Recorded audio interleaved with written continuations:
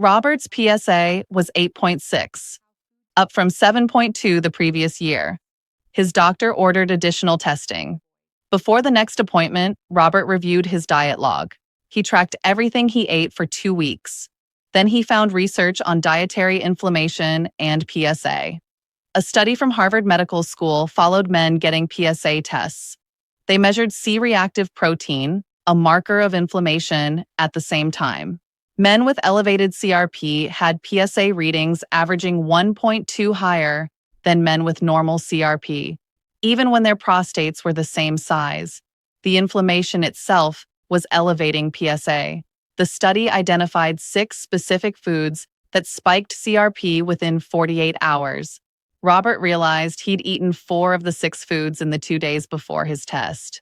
Processed deli meat for lunch, fried chicken for dinner. He brought the research to his urologist.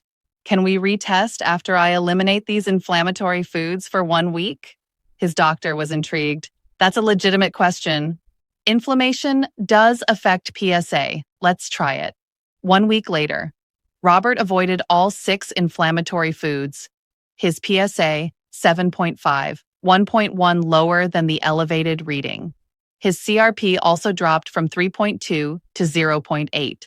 The inflammation was real, his doctor said, and it was affecting your PSA reading. 7.5 we can monitor. 8.6 required action. That 1.1 difference changed his entire care plan. The 48-hour inflammation window that most men don't know about. Today, I'm showing you the 6 foods that trigger measurable inflammation within 48 hours. How that inflammation creates temporary PSA elevations, and the complete dietary protocol for accurate PSA testing. Your PSA number drives major medical decisions. It should measure your prostate, not your breakfast. But first, critical disclaimer. This is educational information only, not medical advice. I'm not your doctor. Never avoid or delay PSA testing. This video is about getting accurate baseline readings by eliminating temporary inflammation, not about hiding prostate problems. True disease will still show even with perfect diet. Always follow your doctor's recommendations. Now, here's what most men don't understand about food and PSA. Certain foods trigger acute inflammatory responses. Your body releases inflammatory compounds called cytokines. These cytokines affect tissues throughout your body, including your prostate. When your prostate is inflamed, even temporarily from food, it releases more PSA into your bloodstream. This elevation can last 48 to 72 hours. If you eat inflammatory foods right before your PSA test, you're measuring inflammation plus prostate health. Not just prostate health alone. Let me show you the 6 foods that create this effect. Food number 1, processed and cured meats. Bacon, sausage, deli turkey, ham, salami, hot dogs. These are the worst offenders. Processed meats contain nitrates and nitrites. Your body converts these to N-nitroso compounds. These compounds trigger immediate inflammatory responses. A study in the American Journal of Clinical Nutrition measured this directly. Men who ate processed meat had CRP levels spike within 12 hours. Peak inflammation at 24 hours. Average CRP increase, 2.1. PSA correlation. For every 1 point increase in CRP, PSA increased 0.4 to 0.6. So eating processed meat the day before your PSA test can add 0.8 to 1.2 points to your result. That's the difference between monitor closely and schedule a biopsy. Robert's deli turkey sandwich at lunch the day before his test. That alone could account for half his PSA elevation. The solution? Eliminate all processed and cured meats for 72 hours before your PSA test. If you need protein, choose fresh chicken, fish, or plant-based options. Food number 2, red meat, beef, pork, lamb, even if it's not processed. Red meat contains high levels of arachidonic acid. This omega-6 fatty acid converts directly to inflammatory prostaglandins. Additionally, red meat has heme iron. Heme iron promotes oxidative stress and inflammation. Research published in Cancer Epidemiology tracked men eating red meat before PSA testing. Those who consumed red meat within 48 hours had average PSA 0.9 higher. Those who ate large portions, over 8 ounces, had average elevation of 1.3. The inflammation peaks at 24 to 36 hours after consumption, then gradually subsides over 3 to 5 days. If you had a steak dinner 2 nights before your blood test, you're catching the peak inflammatory response. Your PSA reads artificially high. The solution: avoid red meat for at least 72 hours before PSA testing, preferably 1 week if your PSA is borderline. Choose fish, poultry, or plant proteins instead. Food number 3, fried foods, French fries, fried chicken, onion rings, anything deep fried. High temperature frying creates advanced glycation end products. AGEs. These compounds are highly inflammatory. They trigger a cascade of inflammatory markers, including interleukin-6 and tumor necrosis factor alpha. Both of these directly affect prostate tissue. A study in the Journal of Clinical Endocrinology measured men who ate fried foods. CRP levels increased average of 1.8 within 18 hours. PSA correlation, average increase of 0.7. Robert's fried chicken dinner the night before his test, combined with his deli meat lunch. He was stacking inflammatory triggers. No wonder his PSA jumped. The solution? Eliminate all fried foods for 72 hours before testing. If you want chicken, bake it or grill it at moderate temperature. Same nutrition. 0 AGEs. Food number 4, high sugar foods, pastries, donuts, cookies, candy, soda. High sugar intake causes blood glucose spikes. These spikes trigger inflammatory responses. Your body releases inflammatory cytokines to manage the sugar surge. Those cytokines don't just affect your pancreas, they affect your entire body, including your prostate. Research in the American Journal of Medicine tracked this. Men who consumed more than 50 grams of added sugar in the 24 hours before PSA testing had average PSA 0.6 higher than men who avoided sugar. 50 grams sounds like a lot. It's not. 1 glazed donut, 14 grams, 1 can of soda, 39 grams, 1 slice of cake, 25 grams. You hit 50 grams easily. The inflammatory response peaks at 12 to 24 hours. Morning donut before your afternoon blood test.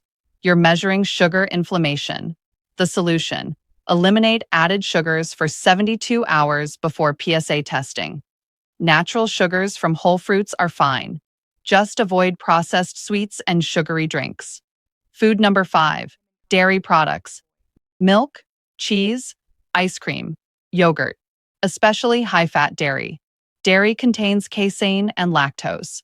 Many men have low-level dairy sensitivity without realizing it. This sensitivity creates chronic low-grade inflammation. When you consume dairy, your body produces inflammatory compounds to process it. A study in nutrition research measured inflammatory markers after dairy consumption. Men who consumed dairy within 48 hours of PSA testing had average CRP elevation of 1.4. PSA correlation, average increase of 0.5. Not everyone reacts to dairy, but many men over 60 have developed dairy sensitivity. The problem is you don't feel it. No obvious digestive issues. Just silent inflammation affecting your PSA. The solution? Eliminate dairy for 72 hours before PSA testing. Use almond milk, oat milk, or coconut milk instead. If your PSA drops significantly on your retest, dairy sensitivity might be affecting you chronically. Food number 6, alcohol, beer, wine, liquor. Alcohol creates inflammation through multiple mechanisms. It damages gut lining. This allows inflammatory compounds into your bloodstream. It stresses your liver. Your liver releases inflammatory markers. It dehydrates you. Dehydration concentrates inflammatory compounds. Research in the Journal of Inflammation tracked alcohol and inflammation. Men who consumed more than 2 drinks in the 48 hours before PSA testing had average CRP increase of 1.6. PSA correlation, average elevation of 0.8. The effect is dose-dependent. 1 drink, minimal impact. 2 drinks, moderate impact. 3 or more drinks, significant impact. Robert had 2 glasses of wine with his fried chicken dinner. Another inflammatory trigger stacked on top. The solution: avoid alcohol completely for 72 hours before PSA testing, preferably 1 week. If you're at a social event, choose sparkling water with lime. Your PSA accuracy is more important than one night of drinking. Here's exactly how to prepare for an accurate PSA test. 72 hours before your test, eliminate. Food 1. All processed and cured meats. No bacon, sausage, deli meat, hot dogs. Food 2. All red meat. No beef, pork, lamb. Food 3. All fried foods. No French fries, fried chicken, anything deep fried. Food 4. All high sugar foods. No pastries, candy, soda, desserts. Food 5. All dairy products. No milk, cheese, yogurt, ice cream. Food 6. All alcohol. No beer, wine, or liquor. What you can eat: fresh fish, salmon, cod, halibut, poultry cooked at moderate temperature, baked or grilled chicken, turkey, vegetables, as much as you want. All colors, whole grains, brown rice, quinoa, oats, legumes, beans, lentils, chickpeas, fruits, especially berries, which are anti-inflammatory, nuts and seeds, almonds, walnuts, chia seeds, healthy fats, olive oil, avocado, water, plenty of it. Green tea, naturally anti-inflammatory. This isn't a starvation protocol. You can eat satisfying, delicious meals. You're just eliminating the inflammatory triggers. If you already received an elevated PSA result, review what you ate in the 72 hours before that test. Did you consume any of the 6 foods? If yes, talk to your doctor about retesting. Explain: I've learned these foods can cause temporary inflammation that elevates PSA. I'd like to eliminate them for 1 week and retest before we proceed to biopsy. Most doctors will agree. It's a reasonable request. When you retest, follow the protocol strictly. Track everything you eat for the 3 days before. Avoid all 6 inflammatory foods. Get your blood drawn. Compare the results. Robert's 8.6 became 7.5. His CRP dropped from 3.2 to 0.8. Both numbers proved the inflammation was real and that it was affecting his PSA. Let me be very clear about what this protocol does and doesn't do. This dietary preparation does not cure prostate disease. It does not hide cancer. It does not replace medical evaluation. What it does is eliminate temporary inflammation that creates false PSA elevations.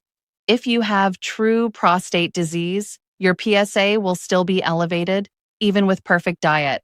But if your PSA is borderline and you've been eating inflammatory foods, you deserve to know your accurate baseline before making decisions about biopsies or treatments. Robert's true PSA was 7.5, not 8.6. That 1.1 difference meant monitoring instead of biopsy. Your PSA should measure your prostate health, not your response to bacon and fried chicken. If your PSA is elevated, eliminate these 6 inflammatory foods. Retest after 1 week. Get your accurate baseline. Then you and your doctor can make informed decisions based on real data, not inflammation from breakfast. Comment foods below and I'll send you a printable shopping list. Anti-inflammatory meal plans for 3 days, restaurant guide for eating out, an inflammatory marker tracking sheet. Subscribe because next week I'm revealing the 4 supplements that research shows can reduce chronic prostate inflammation long-term.